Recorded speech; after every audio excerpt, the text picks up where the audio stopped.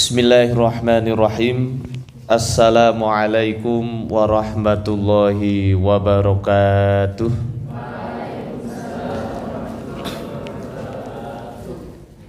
Alhamdulillah. Alhamdulillahilladzi hadana lihadza wa ma kunna linahtadiya laula an hadanallah.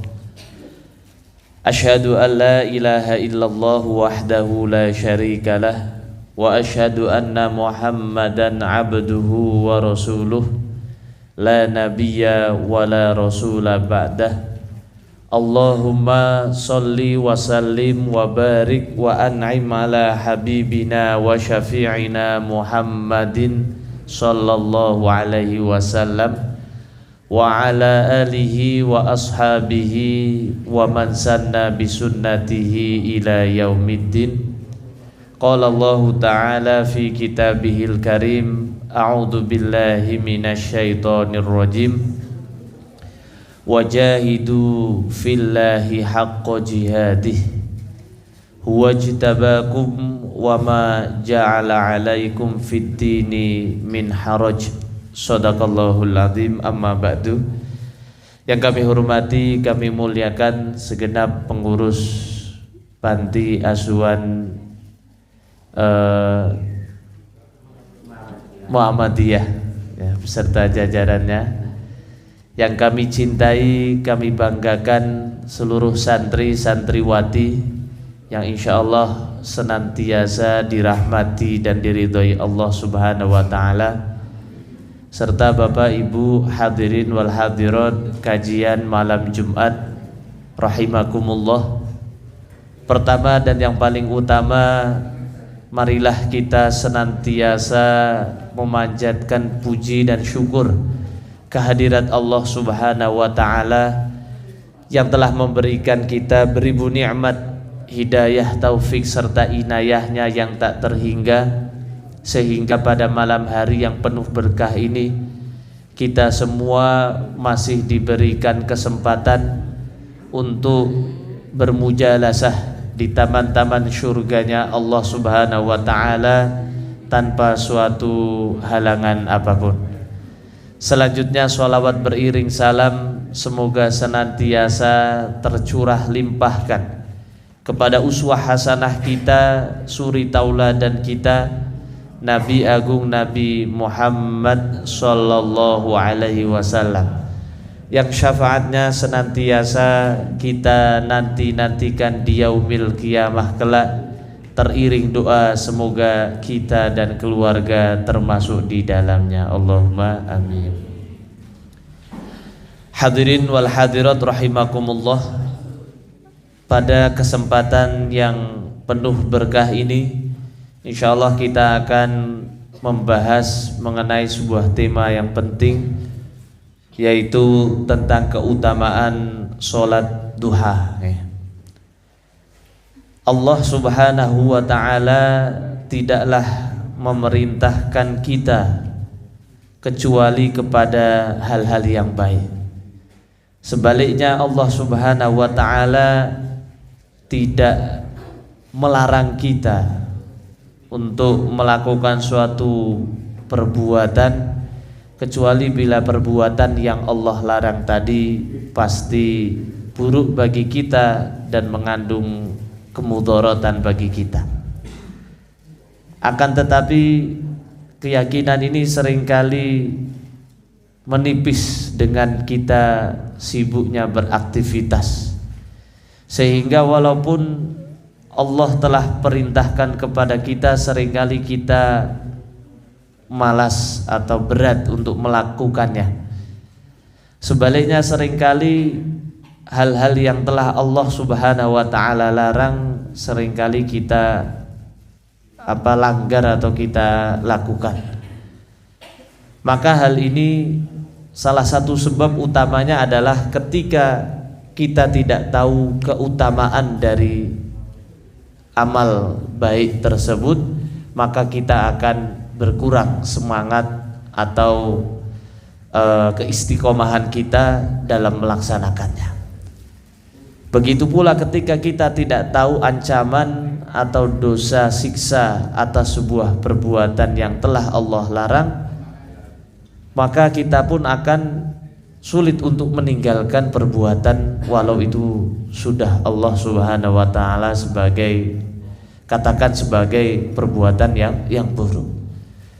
Maka mengetahui keutamaan suatu amal ibadah menjadi sebuah keniscayaan bagi kita agar kita termasuk menjadi orang-orang yang soleh, orang-orang yang dicintai Allah karena keistiqomahan kita. Karena hadis Nabi Shallallahu Alaihi Wasallam ketika ditanya oleh Aisyah radhiyallahu anha, amalan apa yang paling dicintai oleh Allah, yaitu ahabbul a'mal ilallah adwamuha wa in qallah. Yang paling dicintai oleh Allah adalah amalan yang walau itu sedikit namun dilaksanakan secara terus-menerus. Termasuk kita dalam menghafal Al-Quran, sehari menghafal 1 ayat 2 ayat, namun setiap hari jauh lebih baik daripada kita menghafal seminggu sekali langsung 1 halaman atau 1 muka. Karena bagi otak kita, bagi badan kita pun akan lebih ringan ketika amalan tersebut dikerjakan sedikit-sedikit namun istiqomah atau terus menerus. Hadirin wal hadirat rahimakumullah, keutamaan sholat duha ini menegaskan kepada kita bahwa Nabi kita yang mulia, Nabi Muhammad sallallahu alaihi wasallam, itu mengajarkan kita untuk memanfaatkan waktu pagi kita untuk hal-hal yang bermanfaat, apalagi yang berpahala. Karena Nabi Shallallahu Alaihi Wasallam tidak suka orang yang menghabiskan waktunya, terutama waktu pagi, hanya untuk hal-hal yang sia-sia, apalagi yang mendatangkan dosa. Karena sudah menjadi hal yang umum, ketika pagi kita sudah tidak semangat, maka satu hari itu akan menjadi tidak semangat.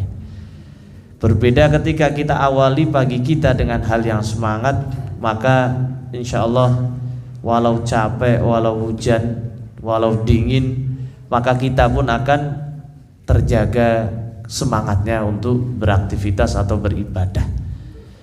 Umar ibn Khattab pun marah kepada orang-orang yang ketika pagi hari melakukan hal yang tidak ada manfaatnya bagi dunianya, apalagi bagi agamanya. Maka Umar marah. Karena apa? Hal ini sia-sia. Nabi Shallallahu Alaihi Wasallam bersabda, min husni islamil mar'i tarkuhu mala yaknihi. Tanda kebaikan Islamnya seseorang, maka dia akan meninggalkan perkara-perkara, hal-hal yang tidak ada manfaatnya atau hal-hal yang sia-sia, apalagi yang mendatangkan dosa. Maka hal ini tentu tadi harus bergantung pada bagaimana kita memanfaatkan waktu kita. Maka seorang ulama mengatakan qimatul mar'i biqadri ma istifadi waqtihi. Kualitas seseorang itu bisa dilihat dari bagaimana cara dia menggunakan waktu luangnya. Kalau waktu luangnya hanya untuk tidur atau waktu luangnya hanya untuk main game, maka itulah kualitas dari dirinya. Namun setiap ada waktu luang dia gunakan untuk belajar, untuk baca Al-Quran, menghafal, untuk beribadah, maka inilah sesungguhnya nilai kualitas dari orang tersebut. Hadirin wal hadirat rahimakumullah, sholat duha merupakan salah satu sholat sunnah yang dituntunkan oleh Nabi kita, Nabi Muhammad sallallahu alaihi wasallam, karena salah satu sholat yang mampu menyempurnakan kekurangan atau kesalahan sholat fardu kita. Karena kita menyadari bahwa sholat fardu kita belum sesempurna Nabi Muhammad Sallallahu Alaihi Wasallam, bahkan belum sesempurna para sahabat radhiyallahu anhum wa radu anhu. Anak-anakku yang kami cintai, kami banggakan, apakah ada yang sudah merasa yakin sholatnya sudah sempurna? Belum ya?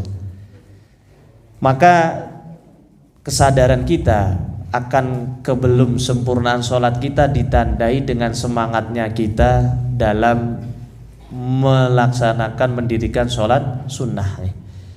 Nabi Shallallahu Alaihi Wasallam dari Abu Hurairah radhiyallahu anhu, ya, qala Rasulullah Shallallahu Alaihi Wasallam bersabda, inna awwala ma yuhasabu bihil abdu yaumal qiyamah min amalihi sholatuhu.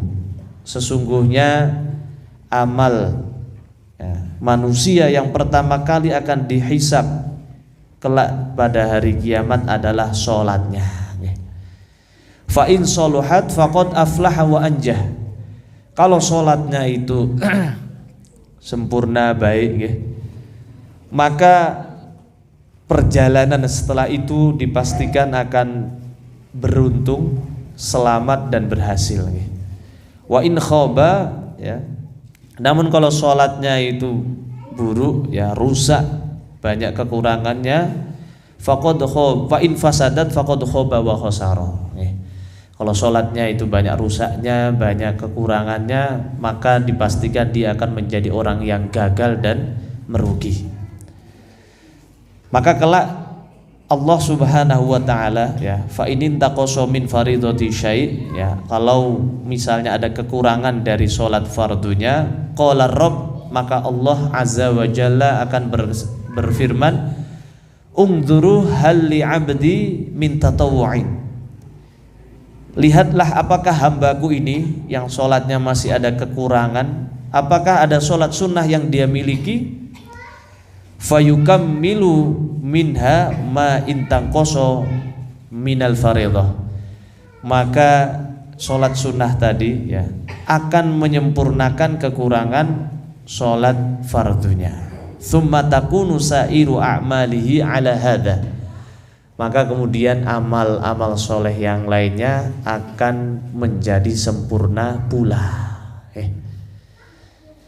Hadirin wal hadirat rahimakumullah, ini alasan yang pertama. Yang kedua, sholat duha ini seringkali dikatakan oleh para ulama adalah sholat yang membuka pintu rezeki kita. Dan rezeki bukan hanya sekedar materi. Kita diberikan ilmu yang bermanfaat, ilmu yang banyak ketika pergi ke sekolah, kesehatan, keselamatan, teman yang baik dan lain sebagainya, dimudahkan dalam setiap ibadah, dijauhkan dari setiap kemaksiatan. Ini merupakan rizki dari Allah. Kemudian kedua, sholat duha selalu diidentikan dengan sholat yang mampu menggugurkan atau menghapuskan dosa-dosa kita. Lalu pertanyaannya, apakah kita sebaiknya menjaga sholat duha setiap hari atau tidak? Karena ada hadis yang diriwayatkan oleh Imam Muslim, an Abdillah bin Syaqiq qala, dari seorang sahabat yang bernama Abdullah bin Syaqiq radhiyallahu anhu berkata, qultu li Aisyah, aku bertanya kepada Aisyah radhiyallahu anha, akana Nabi sallallahu alaihi wasallam yusolli ad-duha, apakah Nabi sallallahu alaihi wasallam selalu setiap hari melaksanakan sholat duha? Qalat la illa ayyaji'a min maghibihi, tidak, ya. Namun beliau sholat, ya, ketika baru datang dari bepergian. Namun hal ini kemudian ditelaah oleh para ulama, apakah sebaiknya setiap hari atau tidak. Maka sebagian besar ulama mengatakan bahwa sebaiknya kita jaga setiap hari kalau misalnya ada kesempatan atau ada kemampuan. Karena hadis ini ada benang merahnya. Yang pertama adalah kita ketahui Nabi Shallallahu Alaihi Wasallam memiliki istri yang lebih dari satu. Jadi hal yang wajar kalau Nabi Shallallahu Alaihi Wasallam pulang setiap hari itu bergantian. Kadang ke rumahnya Aisyah, kadang ke rumahnya Hafsah binti Umar, dan lain sebagainya. Maka karena tidak setiap hari pulang ke rumah Aisyah, bisa jadi Nabi Shallallahu Alaihi Wasallam melakukan sholat duha, namun Aisyah tidak melihatnya. Ini menurut penjelasan ulama. Kemudian yang kedua, alasannya mengapa kita perlu menjaga sholat duha, karena Nabi Shallallahu Alaihi Wasallam berpesan kepada 3 sahabat yang mulia, yaitu kepada Abu Hurairah, kepada Abu Darda, kepada Abu Dzar Al-Ghifari radhiyallahu anhum, untuk menjaga sholat duha ini. Maka hal ini menjadikan dalil atau penegasan bahwa pentingnya kita menjaga sholat duha setiap hari. Yang pertama contohnya dalam hadis yang diriwayatkan Abu Hurairah, beliau berkata, "Ausani khalili sallallahu alaihi wasallam bi thalathin." Telah berwasiat kepadaku kekasihku, yaitu Nabi Rasulullah Sallallahu Alaihi Wasallam, kawan karibku khalili, dengan 3 hal. Maka wasiat itu kan tentunya pesan yang lebih ditekankan untuk dikerjakan atau dijaga dibanding pesan biasa. Karena kalau sudah namanya wasiat, itu kan pasti kita akan sekuat tenaga untuk mengamalkannya. Maka ini menegaskan bahwa wasiat ini atau pesan yang akan disampaikan Rasulullah SAW sesuatu yang harus kita jaga. Yang pertama apa? Bisiyami thalathati ayyamin min kulli syahrin. Puasa 3 hari setiap bulan, yaitu bulan-bulan Hijriyah. Sekarang di bulan Rabiul Tsani, berarti 3 hari yang dimaksud di sini adalah tanggal 13, 14, 15 bulan Rabiul Tsani. Kemudian di bulan selanjutnya juga sama, tanggal pertengahan tadi atau yang dikenal dengan puasa Ayyamul Bid. Kemudian pesan yang kedua atau wasiat yang kedua adalah waraq'atad duha, menjaga sholat duha 2 rakaat. Ini menandakan bahwa sholat duha perlu dijaga. Kemudian menandakan bahwa minimal sholat duha itu adalah jumlah rakaatnya itu adalah 2 rakaat minimal. Dan pesan yang ketiga, wasiat yang ketiga adalah wa an utira qabla an anam. Jadi aku diwasiatkan untuk melaksanakan sholat witir sebelum aku tidur. Hadis riwayat Muslim. Lalu kadangkala kita bingung apakah boleh sholat witir sebelum tidur atau setelah tidur, atau seperti apa. Maka ternyata Nabi Shallallahu Alaihi Wasallam dijelaskan oleh Aisyah radhiyallahu anha dalam hadis yang diriwayatkan oleh Imam Bukhari dan Imam Muslim. Qalat berkata Aisyah radhiyallahu anha, min kulli laili qad autara Rasulullah. Qad ini menandakan bahwa kadangkala autara Rasulullah, yaitu di setiap malam kadangkala Rasulullah melaksanakan sholat witir min awalil lail. Kadangkala sholat witir di awal malam. Awal malam kapan? Setelah sholat isya sampai sepertiga malam pertama. Contohnya kalau misalnya malam ini ada 6 jam, maka malam yang pertama awalil lail, awal malam itu berarti setelah isya tadi sampai 2 jam yang pertama. Wa min ausatihi, dan juga pernah sholat di pertengahan malam, berarti dari Contohnya jam 7 tambah 2 9, 9 tambah 2 11 ya, berarti kemungkinan dari jam 9 sampai 11 tadi ya, atau setengah 10 sampai jam 12 contohnya. Maka ini yang dinamakan pertengahan malam.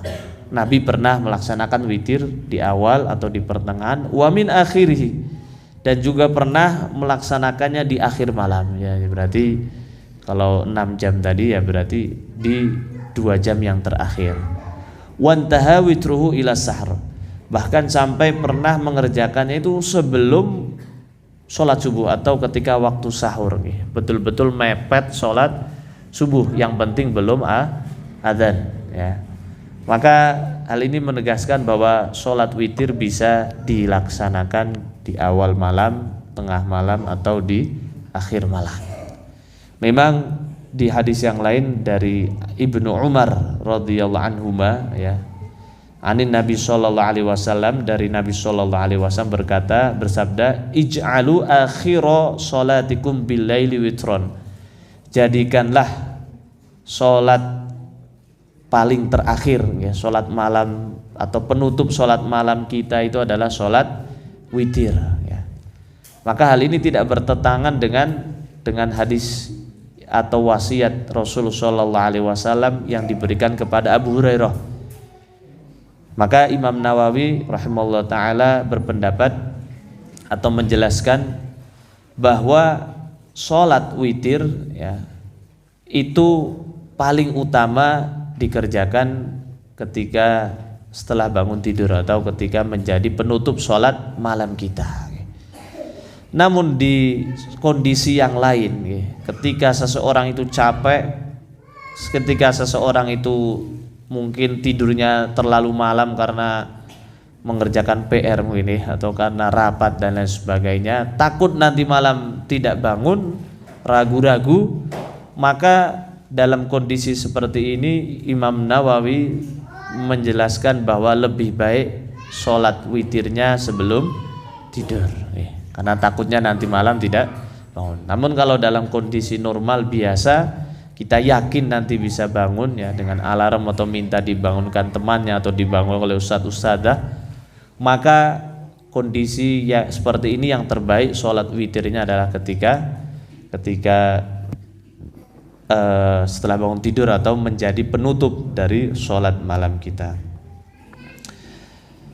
Hadirin wal hadirat rahimakumullah. Kemudian hadis yang kedua atau wasiat Rasul sallallahu alaihi wasallam kepada Abu Darda ya, ini mirip seperti wasiat kepada Abu Hurairah. An Abi Darda radhiyallahu anhu qala, dari Abu Darda radhiyallahu anhu berkata, ausani habibi, kekasihku Rasulullah sallallahu alaihi wasallam ya, memberi wasiat kepadaku bithalathin, 3 hal. Yang pertama, kemudian lan ad'ahunna ma'ishtu ya, dan aku tidak pernah meninggalkannya selama aku masih hidup. Jadi betul-betul dijaga oleh Abu Darda. Apa pesannya atau wasiatnya? Pertama, bisyami thalathati ayyamin min kulli syahrin.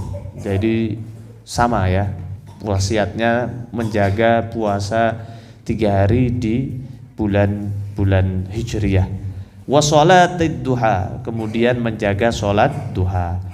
Wa bi an la anama ya, hatta utira, dan aku tidak pernah tidur sebelum aku melaksanakan sholat witir terlebih dahulu. Nah, ini menegaskan bahwa sholat duha itu harus kita jaga. Kemudian hadis yang terakhir yang ketiga dari Abu Dzar, an Abi Dzar anin Nabi sallallahu alaihi wasallam ya, dari Nabi sallallahu alaihi wasallam annahu qala yusbihu ala kulli sulama min ahadikum shadaqah, bahwa setiap pagi ya, di atas setiap sendi kita itu ada kewajiban sedekah atasnya. Fa kullu tasbihatin shadaqah, setiap tasbih kita subhanallah subhanallah subhanallah mampu bernilai sedekah juga. Wa kullu tahmidatin shadaqah, setiap alhamdulillah alhamdulillah juga sama. Wa kullu tahlilatin shadaqah, la ilaha illallah, la ilaha illallah. Wa kullu takbiratin shadaqah, takbir kita Allah akbar, Allah akbar. Wa amrun bil ma'ruf shadaqah, wa nahyun 'anil munkarin shadaqah. Setiap ajakan kita kepada orang lain untuk berbuat baik atau mencegah orang lain dari berbuat yang mungkar, itu juga termasuk sedekah. Kemudian ditutup dengan wa yujzi'u min dzalika rak'atani yarka'uha minad duha.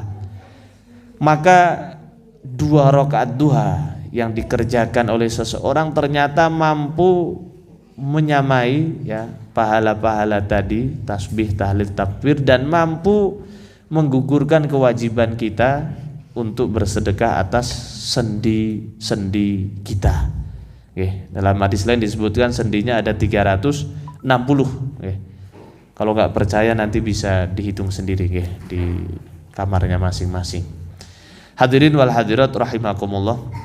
Salat duha ini memiliki beberapa nama.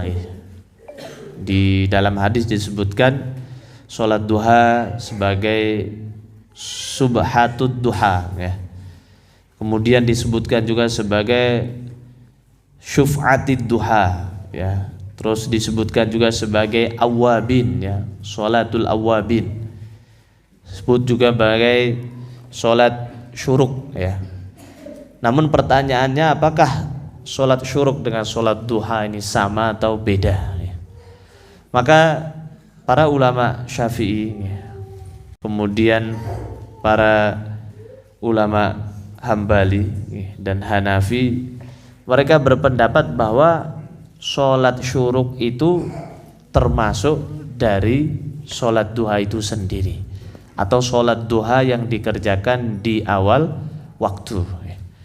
Karena sholat duha ini waktunya mulai dari ya, ketika matahari sudah mulai terbit ya, terutama ketika satu bayangan dari pohon atau dari tiang, di mana bayangannya sudah setinggi 1 tombak minimal ya.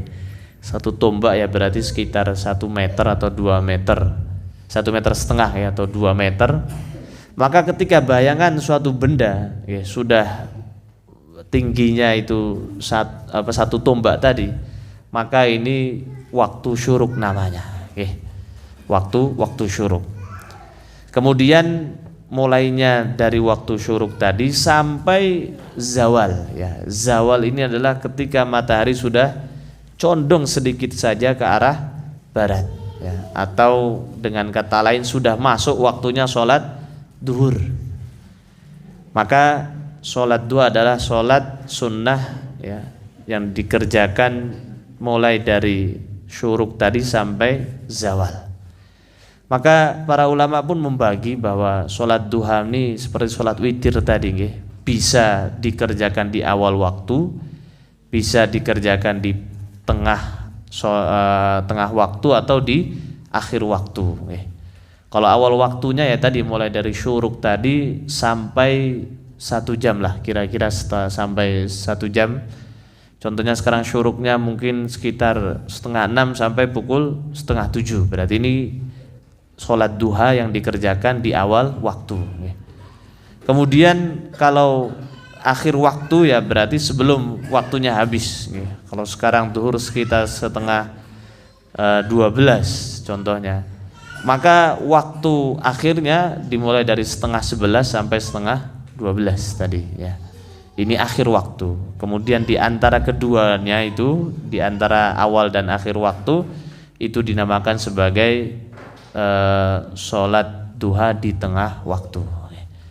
Kemudian mana yang terbaik ya? Yang terbaik adalah ketika panas teriknya itu sudah semakin menyengat ya. Kalau di dalam hadis disebutkan ketika anak-anak unta itu sudah mulai bangun karena sudah mulai merasa kepanasan. Dalam hadis yang diriwayatkan oleh Imam Muslim nomor 748 dari Zaid bin Arqam, suatu ketika melihat sekelompok orang sedang sholat duha.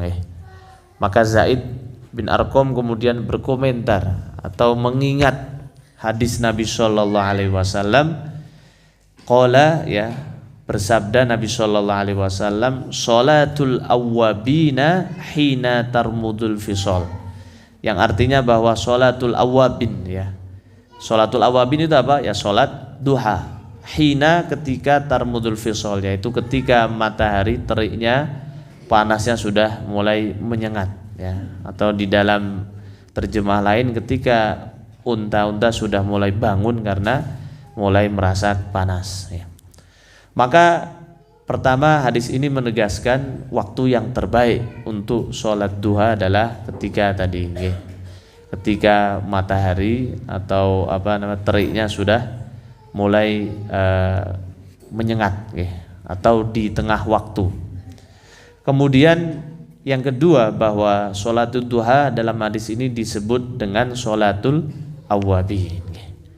Memang ada yang mengatakan sholatul awwabin itu adalah sholat sunnah dikerjakan antara maghrib dan isya. Namun ternyata hadis ini dhaif. Yang lebih kuat adalah sholatul awwabin itu adalah sholat duha. Awwabin itu kan jamak, mufradnya adalah, tunggalnya adalah awwabun, ya. Awwab ini sighah mubalaghah, orang yang sangat banyak bertaubatnya, ya, maka sangat korelasinya tepat bila sholat duha itu adalah sholat yang mampu menghapuskan dosa kita.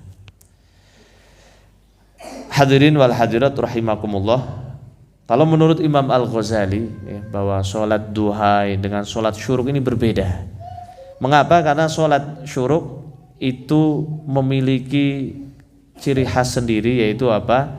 Adanya sholat subuhnya harus berjamaah, kemudian setelah sholat subuh tidak melakukan aktivitas lain kecuali untuk beribadah. Sebagaimana hadis Nabi Shallallahu Alaihi Wasallam, man sholla sholatal fajri fi masjidin, ya, fi masjidi jama'atin, barang siapa yang sholat fajar di masjid dengan berjamaah, yathbutu fihi, ya, kemudian menetap, tidak langsung beranjak dari tempat sholatnya tadi, hatta yusolli sabhatad duha atau subhatad duha, sampai dia menyempurnakan sholat subhatad duha. Kana ka ajri hajin au mu'tamirin, ya, maka orang yang melaksanakan tadi sholat subuh berjamaah di masjid, ya, kecuali bagi ibu-ibu atau anak-anak putri yang betul-betul memiliki udzur yang syar'i, sehingga lebih baik dia sholat di rumahnya atau di kamarnya. Maka kalau misalnya memiliki udzur yang syar'i, artinya karena mengandung fitnah dan lain sebagainya, maka lebih baik sholat di rumahnya, ya. Namun dengan berjamaah, mungkin berjamaah dengan anak putrinya atau dengan siapa yang sama-sama memiliki udzur tadi. Setelah sholat kemudian berdiam diri, ya. Berdiam diri di sini ya untuk ibadah. Boleh baca Al-Quran, boleh berzikir, boleh belajar, ya. Karena dalam hadis yang khalaqud dzikr, ya, bahwa khalaqud dzikr itu adalah salah satunya majelis ilmu, ya. Atau dengan mendengarkan taklim, ya, sampai nanti waktu syuruk kemudian disempurnakan dengan sholat 2 rakaat ini, ya. Kana ka ajri hajin, maka orang tersebut akan mendapatkan pahala haji atau umroh, taman hajjatuhu wa umratuhu, maka pahala haji dan umrohnya itu sempurna. Namun bukan berarti kemudian kewajiban hajinya, kalau dia sudah mampu kemudian hilang, tidak. Kewajibannya tetap, namun bagi orang yang melakukan amal tadi, pahala akan mendapatkan pahala sebesar pahala orang yang berhaji atau umroh secara sempurna. Baik, ini mengenai tentang apakah sholat syuruk termasuk sholat duha atau berbeda. Maka sebagian besar ulama mengatakan sebetulnya sholat syuruk adalah sholat duha atau sholat duha yang dilakukan di awal waktu. Hadirin wal hadirat rahimakumullah. Kemudian sholat duha apakah dilakukan dengan berjamaah atau sendiri-sendiri? Maka sholat duha ini bisa dilakukan dengan berjamaah ataupun sendiri-sendiri.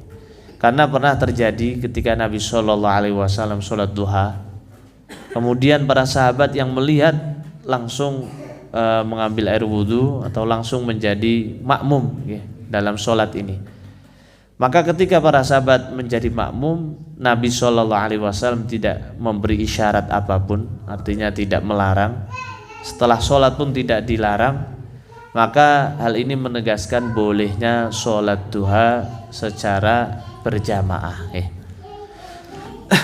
Maka tidak heran kalau di beberapa sekolah menerapkan program atau kegiatan sholat duha berjamaah di sekolah.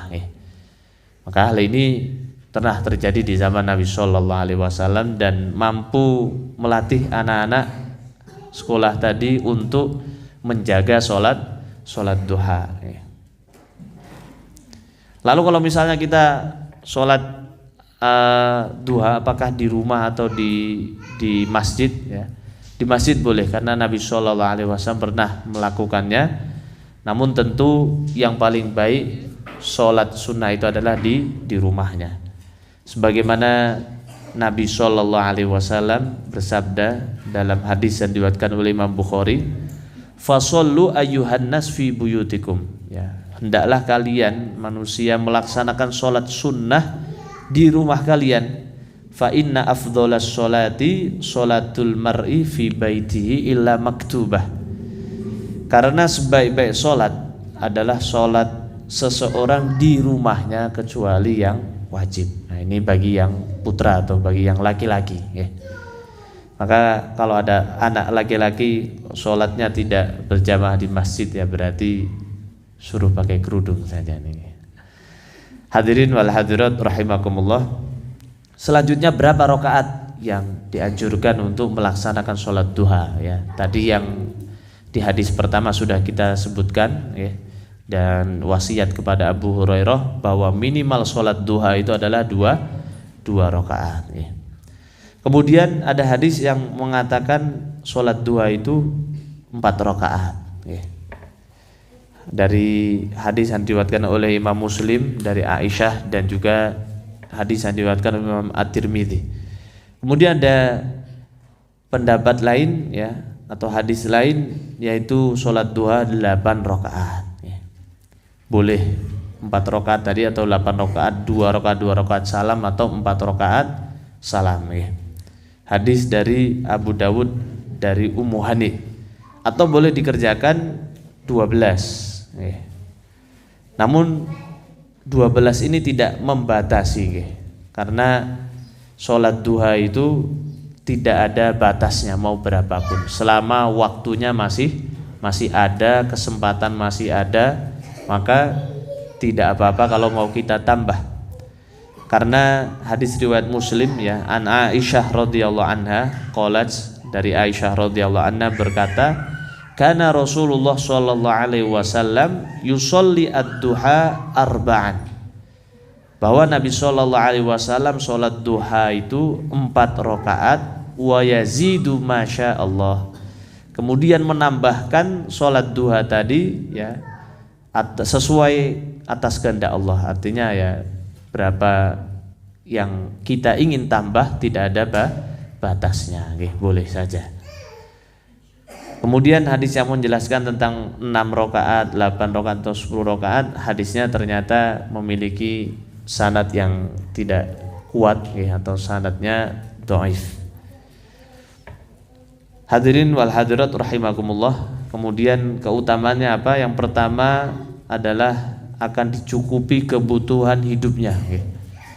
Sebagaimana dari Abu Darda, Rasulullah SAW bersabda, kemudian bersabda tentang hadis qudsi bahwa Allah Subhanahu wa taala berfirman, ya ibna Adam, wahai anak Adam, ilka'li min awwalin nahar, Sholat apa maksudnya di sini rukuklah untukku, artinya sholatlah ya min awalin nahar, di waktu awal siang ya dimulai dari waktu syuruk tadi nggih.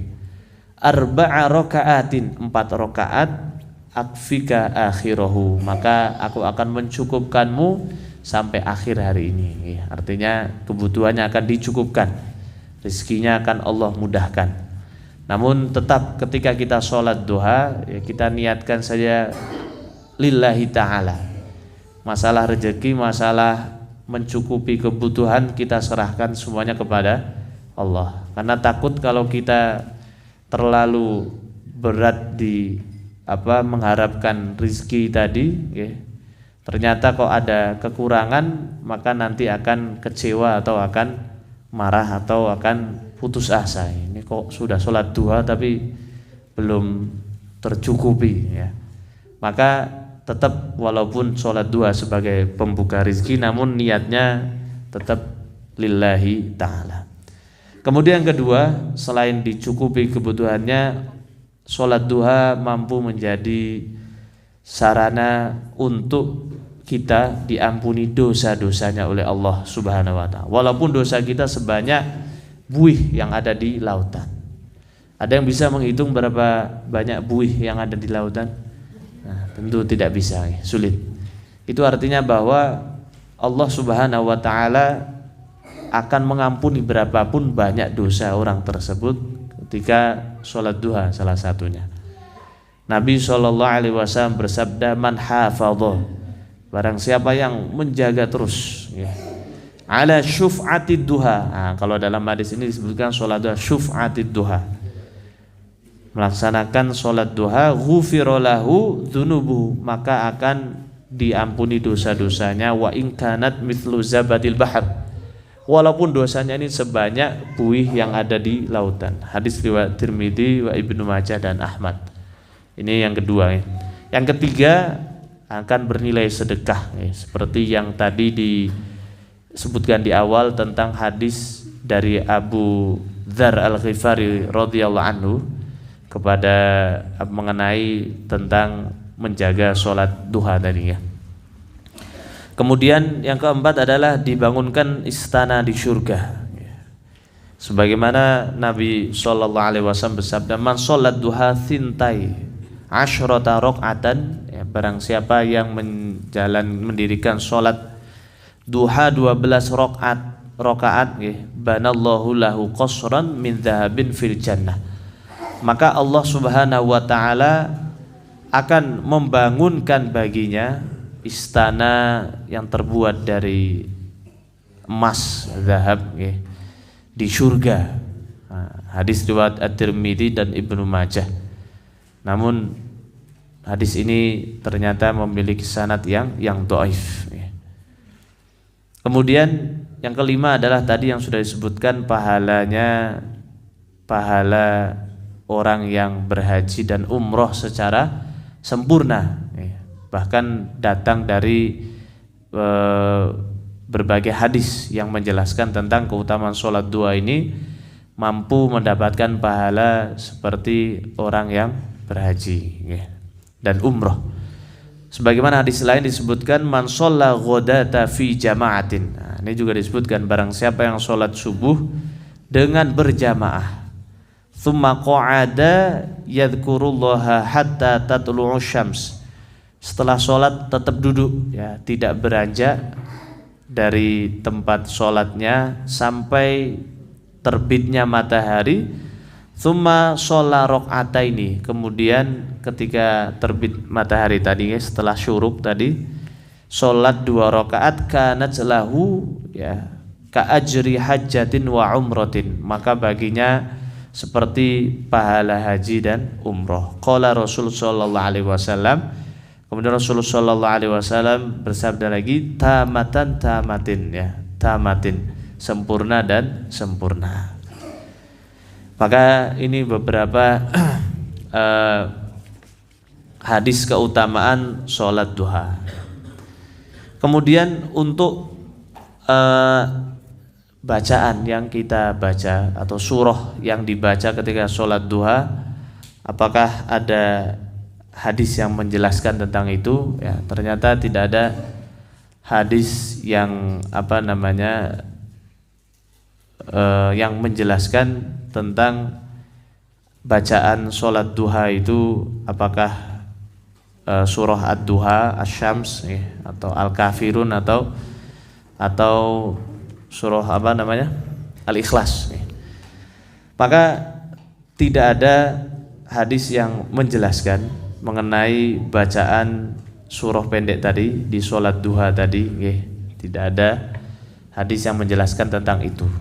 Namun di kitab At-Taqriratus Saidah, ya, Taqriratus Sadidah, itu disebutkan pendapat seorang ulama, kalau misalnya sholat duhanya 4 rakaat, ya berarti rakaat yang pertama surah asy-syams, kemudian ad-duha, rakaat ketiga al-kafirun, dan keempat adalah al-ikhlas. Nah, ini disebutkan dalam kitab Taqriratus Sadidah, namun bukan dari hadis, pendapat atau ijtihadnya para ulama.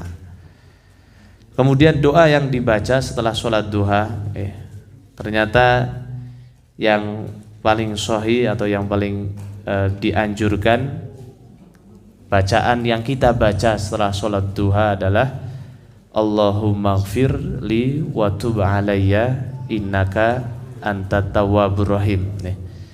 Karena di hadis yang diriwayatkan oleh Imam Bukhari, dalam kitab Adabul Mufrad, hadis nomor 619, Nabi Aisyah radhiyallahu anha qalat berkata, shalla Rasulullah sallallahu alaihi wasallam ad-duha.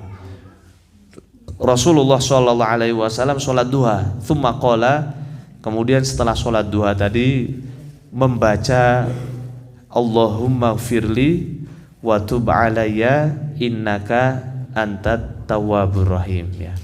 Membaca doa tadi, Allahumma ighfirli, ya Allah ampunilah dosa-dosaku, wa tub alayya, terimalah taubatku, innaka antat tawwabur rahim, sesungguhnya engkau Maha penerima taubat dan Maha pengasih. Hatta qolaha mi'atu marratin, sampai membacanya itu 100 kali. Nah, kalau nggak mampu ya tidak apa-apa, ya sesuai dengan kemampuan kita. Maka ini zikir yang dianjurkan ketika setelah sholat duha. Adapun mengenai doa, yaitu Allahumma inna duha, ini ternyata ini tidak ditemukan pula dalam hadis, namun disebutkan dalam kitab I'anatut Thalibin, ya, kemudian Syarh Al-Minhaj juga disebutkan, karya Asy-Syarwani, Syekh Asy-Syarwani. Ini menyebutkan doa yang diajarkan ulama tadi, Allahumma inna duha addu'a, namun itu bukan dari hadis, ya. Maka kalau kita ingin mengamalkan, ya kita berkeyakinan Allahumma inna duha tadi bukan dari hadis, ya. Ataupun kita mau doa yang lain, ya, contohnya Rabbana atina fid dunya hasanah, juga tidak apa-apa, ya. Karena doa yang paling banyak dibaca oleh Nabi Muhammad SAW adalah Rabbana atina fid dunya hasanah wa fil akhirati hasanah. Maka hal ini menegaskan kita harus bersungguh-sungguh, dalam urusan dunia sungguh-sungguh, urusan akhirat pun lebih bersungguh-sungguh lagi. Hadirin wal hadirat rahimakumullah, masih banyak lagi keutamaan dari sholat duha atau sholat sunnah yang lainnya.